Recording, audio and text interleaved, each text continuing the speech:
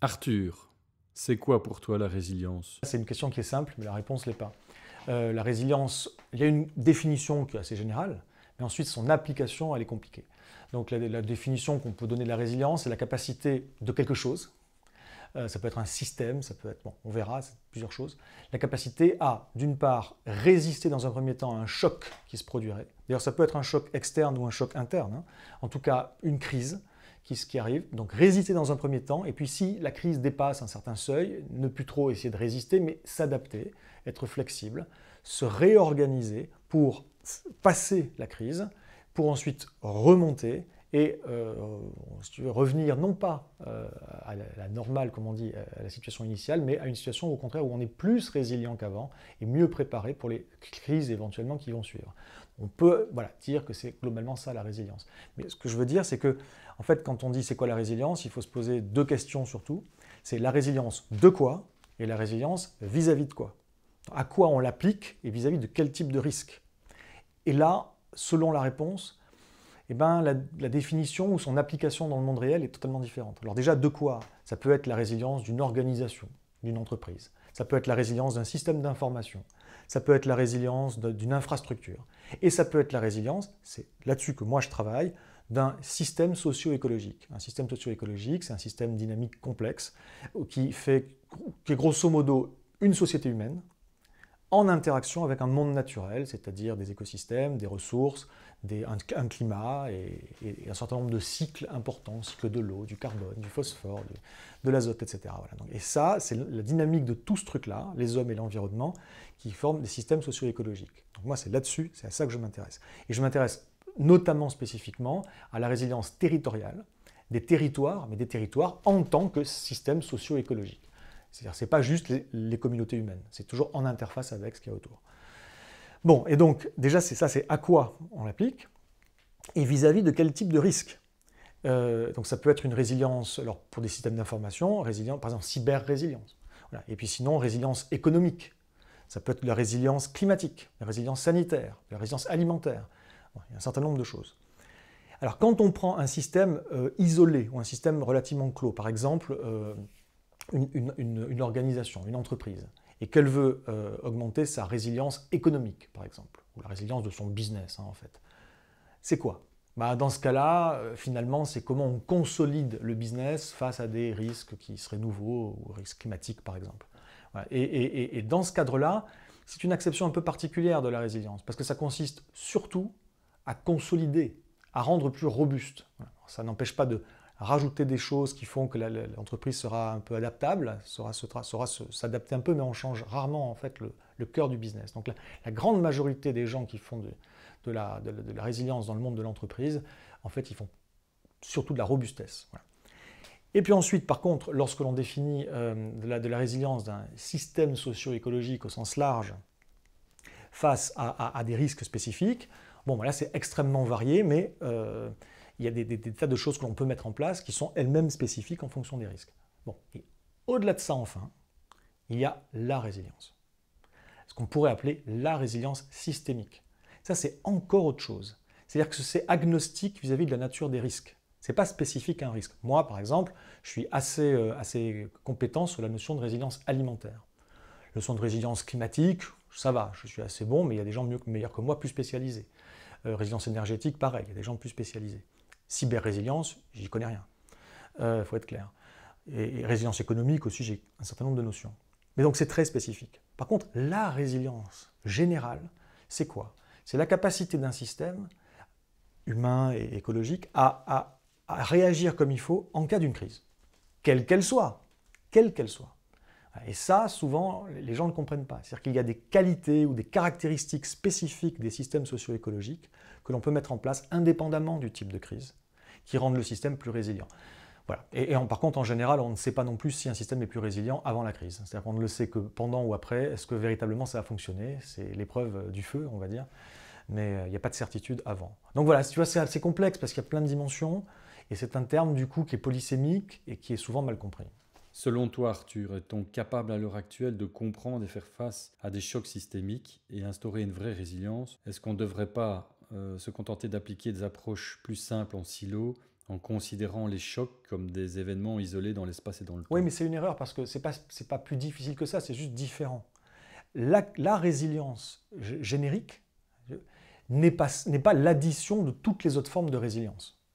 Donc si tu as développé dans ton système la résilience climatique, plus la résilience alimentaire, plus la résilience ceci, la résilience cela, effectivement, au global, ton système sera plus résilient. Mais sera-t-il résilient? Ben non, c'est pas gagné. La résilience systémique, c'est encore autre chose. Tu sais ce que je dis souvent, c'est dans mes conférences, c'est tu as des maux et des symptômes. Voilà. Et ce que j'explique souvent, c'est que je prends une métaphore qui est pas très positive, qui est assez pas très glorieuse, qui est de dire, imaginons, tu as des maux de tête, et puis tu as aussi des démangeaisons, des problèmes de peau, et puis tu as aussi des problèmes de transit. Voilà. Et donc chacune de ces choses-là, si tu les prends comme des problèmes séparés, bon, ben, chacun a une solution. Pour ton mal de crâne, tu as du paracétamol, pour le problème de peau, tu as des pommades, et pour ton problème de transit, tu as de la tisane à menthe poivrée. Voilà. Et donc si tu traites chacun des problèmes comme ça, tu vas pouvoir soulager les symptômes. Mais imaginons maintenant que chacun de ces symptômes, tous les symptômes, ne soient en réalité le résultat, enfin une des manifestations du fait que tu as un cancer généralisé. Bon ben, mange du paracétamol, bois des tisanes, mets-toi des pommades, c'est mieux, hein, tu vas soigner, tu vas vivre mieux parce que tes symptômes seront moins prégnants, mais le cancer est toujours là. Et la chose qu'il faut faire, les types de stratégies qu'il faut faire pour s'attaquer à la cause primaire ne sont pas la simple addition de toutes les réponses spécifiques. C'est pas vrai, c'est autre chose. Il faut changer le système, le prendre à la source, changer la manière de vivre, changer. Voilà. Et si véritablement ton cancer généralisé est là, c'est une chimio. Ou autre chose peut-être pour certaines personnes, mais ça peut être une chimio. Voilà. Tu vois, chacune des réponses, paracétamol, pommade, tisane, ne change pas ta vie. Tu peux continuer à vivre à peu près normalement, mais tu mets ça en plus. Une chimio, ça change ta vie. Quand tu rentres dans une chimio, c'est fini. Tout le reste est sur pause, et puis tu te consacres exclusivement à cette chose-là qui est difficile à vivre, et c'est donc un effort terrible que d'avoir à le faire. Et bien là, c'est pareil. La résilience, tu peux faire toutes les différentes formes de résilience, dans tous les silos, comme tu dis. C'est très bien, tu te fortifies, et pourtant, la résilience globale, c'est autre chose. C'est transformatif, ça change ta vie. Le reste, tu peux être plus résilient alimentairement en changeant quelque chose, quelques petites choses bien sûr, ou même des fois beaucoup de choses si tu le peux, mais tu peux rajouter. Tu rajoutes des jardins participatifs, des jardins ouvriers, des jardins collectifs, tu rajoutes une ceinture maraîchère, tu rajoutes un certain nombre de choses, tu diversifies tes productions, de la permaculture, de ceci, de cela, et tu peux arriver et les élus aussi ont des rôles à jouer, mais je ne vais pas rentrer dans le détail, à augmenter ta résilience alimentaire. Voilà. Mais tu peux faire ça donc de manière spécifique sans changer tout le système. Mais pour être résilient au sens systémique du terme, c'est-à-dire face à des risques qui sont systémiques, et quand je dis les risques systémiques, je précise une chose, la différence qu'il y a entre, je vais te dire ça surtout en fait, c'est la différence qu'il y a entre les risques classiques et les risques systémiques. Il y a des risques classiques, par exemple climat, qui ont un impact sur tout le système potentiellement, qui vont dérégler tout temporairement. Les risques systémiques, ce que moi j'appelle risques systémiques, ce n'est pas juste des risques qui ont en conséquence, qui touchent tout le système, mais qui, par leur cause, viennent du système. C'est la nature du système qui crée ces risques. Donc ces risques systémiques-là ne peuvent pas être réglés si tu ne changes pas le système. Donc les sociétés, par exemple, dans lesquelles nous vivons. C'est ça la grande différence. Et donc ce que je veux te dire, c'est que voilà, tu peux avoir toutes les résiliences systémiques classiques, spécifiques, thématiques que tu veux dans tous les silos, tu n'as pas pour autant la résilience systémique. Et là où c'est très important, et là il faut que je le dise parce qu'il y a beaucoup de gens qui ne comprennent pas ça, c'est qu'on a une approche générale, nous, des risques, qui est la suivante. Les risques sont considérés comme des événements potentiels. Événements limités dans l'espace et dans le temps. Et en anticipation de ces événements, on va mettre en place des dispositifs spécifiques, qu'ils soient physiques ou des scénarios, avec en général des gens qui sont spécifiquement formés pour utiliser ces dispositifs, etc. Des fois, ça fait intervenir pas mal d'acteurs et des gens, mais très souvent aussi, c'est un peu top-down, ça vient du haut, c'est des décideurs ou des effectifs, des personnels très spécialisés qui s'en occupent. Et puis c'est tout. Et c'est quoi le but? Le but, c'est que si le risque se transforme, se matérialise en crise, on va le gérer pour faire quoi? Pour revenir à la normale le plus rapidement possible. Cette approche du risque-là, elle considère que le système actuel, c'est la norme, qu'il doit être maintenu et que si jamais il y a un dysfonctionnement, il faut le réparer pour revenir à la normale. C'est ça la philosophie même de cette approche-là, et c'est la seule qu'on a. En France, on a les plans Orsec, Organisation des secours, qui sont la seule structure, le seul dispositif dont on dispose pour traiter les crises, qui sont donc vus comme des événements qui sont limités dans l'espace et dans le temps. Maintenant, moi, je parle de risques systémiques qui proviennent de défectuosité ou de malfaçon dans le système, dans la manière dont il fonctionne, et qui, derrière, vont générer non pas des événements, mais des processus, des dynamiques de délitement qui ont déjà commencé, qui vont s'accélérer dans les années et les décennies qui viennent. Ce ne sont pas des événements limités dans l'espace et dans le temps. Le plan Orsec, incapable de gérer ça. D'accord ? Et face à ça, qu'est-ce qui nous reste ? Qu'est-ce qui nous reste quand l'approche par les risques traditionnels et par la gestion de crise traditionnelle ne fonctionne pas, ou en tout cas est dépassée ? Eh bien, il nous reste la résilience. On se construit une résilience face à ça. Donc déjà, c'est très différent. La résilience, elle n'est pas pour revenir à la normale. La résilience, elle n'est pas pour maintenir la normale. Elle est pour s'adapter. Et elle est transformative, et elle est culturelle, et elle est inclusive. Nécessairement, tout le monde doit s'y mettre. Enfin, tout le monde, c'est jamais tout le monde, mais le plus de gens possible. Voilà, donc ça, je voulais le dire. Tu me permets de dire une dernière chose, parce que je pense que c'est vraiment important. Parce que sur cette question de résilience qui, à mes yeux, et c'est aussi parce que je suis spécialisé là-dessus, et je ne pense pas que c'est important parce que je suis spécialisé parce que je pense que c'est important. J'ai beaucoup travaillé là-dessus parce que j'avais conscience que c'était très important. Et sur ce sujet très important, je trouve dommage qu'il y ait autant de... autant de malentendus. Alors, il y a des malentendus volontaires et d'autres qui sont involontaires. Donc, il y a des récupérations déjà du concept politique, des instrumentalisations du concept.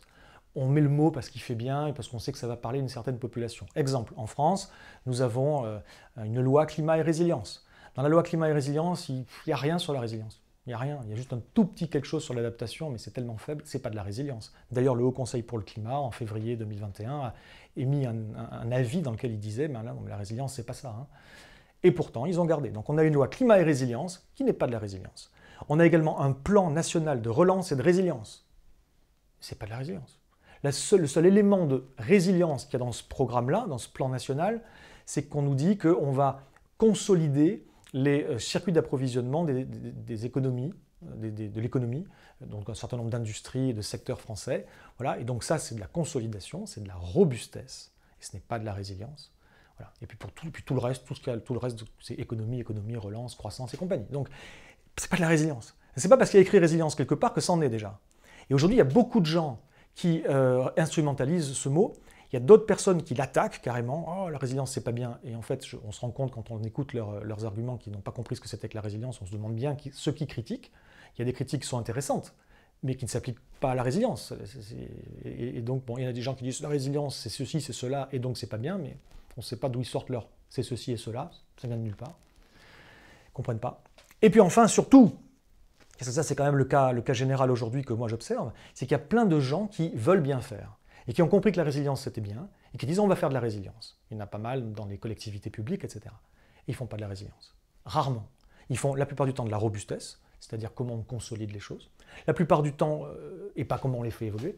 La plupart du temps aussi, ils font des choses en mode top-down, comme je disais, hein, c'est-à-dire on va décider, on va faire tel projet, mais ce n'est pas inclusif de la population. Il n'y a pas de dimension culturelle.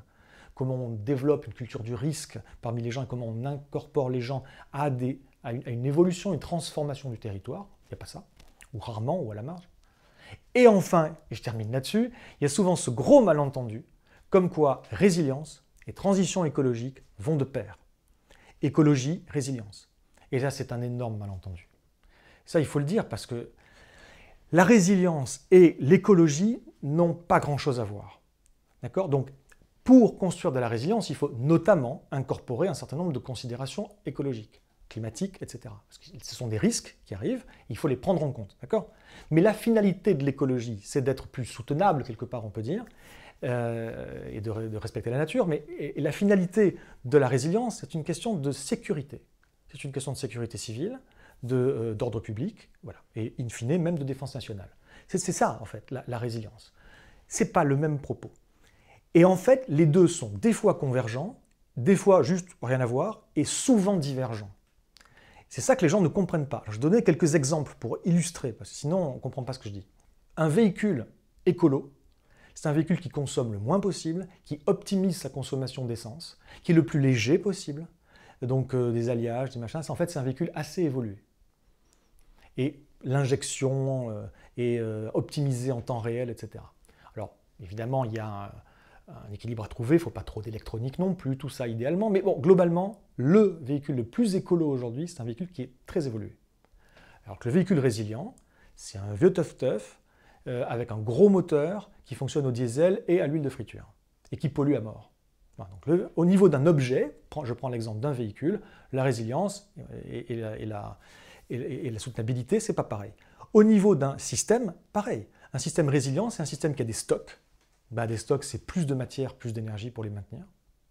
Qui a des redondances, donc ça veut dire qu'il y a des choses qui sont doublées, donc c'est plus de matière, plus d'énergie. Qui a un certain nombre de doublements. Bon, je ne vais pas rentrer dans le détail, mais le système, il y a des systèmes B, il y a des systèmes de rechange, ce qu'on appelle la vicariance. C'est un petit peu compliqué. La vicariance, c'est que si une fonction du système s'éteint, il y a d'autres éléments du système qui peuvent prendre à leur charge une partie de la fonction, même si ce n'était pas leur rôle initial. Bon, c'est un petit peu complexe, mais je ne vais pas rentrer là-dedans. Mais globalement, ce n'est pas plus écolo, c'est moins écolo. Je prends un dernier exemple. Au niveau d'une ville, parce que finalement, on peut parler à ce niveau-là, c'est certainement le plus... la mégapole, c'est ce qu'il y a de plus écolo. Quand tu concentres les gens, tu optimises les flux, alors que si tout le monde était dispatché, tous les transports qu'il faudrait pour équiper tout le monde seraient bien supérieurs. Tu optimises l'usage de l'énergie. Il faut beaucoup moins d'énergie pour chauffer des appartements dans une tour que pour chauffer des maisons individuelles à la campagne. Et pour un certain nombre de choses, c'est beaucoup plus optimisé en termes de flux d'énergie et de matière d'avoir une grande concentration dans une grande ville. Alors que la résilience, non, c'est pas ça. La résilience, c'est au contraire pas avoir trop de monde au même endroit et avoir plutôt moins de grandes villes et peut-être plus de villes petites et moyennes. Voilà. C'est ça qu'il faudrait redistribuer la population. Bon, bref. Et donc voilà, c'est pas la même chose. Ce sont deux sujets différents qui doivent se mener en parallèle. Les deux sont extrêmement importants. Écologie, diminuer la pression qu'on exerce sur la planète, sur l'environnement, etc., parce que là, c'est une catastrophe, donc nécessairement, et essayer de se mettre en conformité avec les limites planétaires. Là, je renvoie aux Planetary Boundaries, les limites planétaires du Stockholm Resilience Center. Et la résilience, c'est une question de sécurité, au cas où nous n'arriverions pas à rendre la société soutenable. Et c'est mal barré. On va, j'espère, rendre certaines choses soutenables, mais globalement, on va vers des disruptions. Donc il faut aussi se préparer. Donc les deux sont à gérer séparément. Il se trouve effectivement que la résilience intègre nécessairement dans son cadre conceptuel un certain nombre d'éléments de nature écologique, le contraire n'est pas vrai. Mais il y a un énorme enjeu pour arriver à concilier les deux. C'est un enjeu conceptuel, c'est un enjeu parce qu'il faut bien réfléchir. En fait, le truc, c'est que quand je dis avoir les deux, attention, hein, c'est des paramétrages, c'est trouver le juste niveau du curseur ou du potentiomètre entre les deux. On ne peut pas avoir 100% de l'un et 100% de l'autre. Si tu tends vers le 100% écolo, tu ne seras pas vraiment résilient. Si tu tends vers le 100% résilient, tu ne seras pas vraiment écolo. Donc, c'est où l'optimum pour avoir, je ne sais pas, 80-80, grosso modo. Sachant que cet arbitrage-là dépend des endroits. Parce que ça dépend des contraintes écologiques. Ce n'est pas les mêmes contraintes écologiques en Irlande et en Arabie Saoudite, par exemple. Donc, un objet ou un système ou une ville résiliente n'a pas du tout la même définition et les mêmes paramétrages, arbitrages, selon les endroits, selon les moments, enfin les moments, c'est surtout selon les endroits et un certain nombre de paramètres externes. Donc, c'est très compliqué, c'est un défi énorme de R&D également, parce que pour les objets, pour la voiture, c'est quoi une voiture qui est à la fois la plus écolo possible et très résiliente? C'est quoi? On ne l'a pas.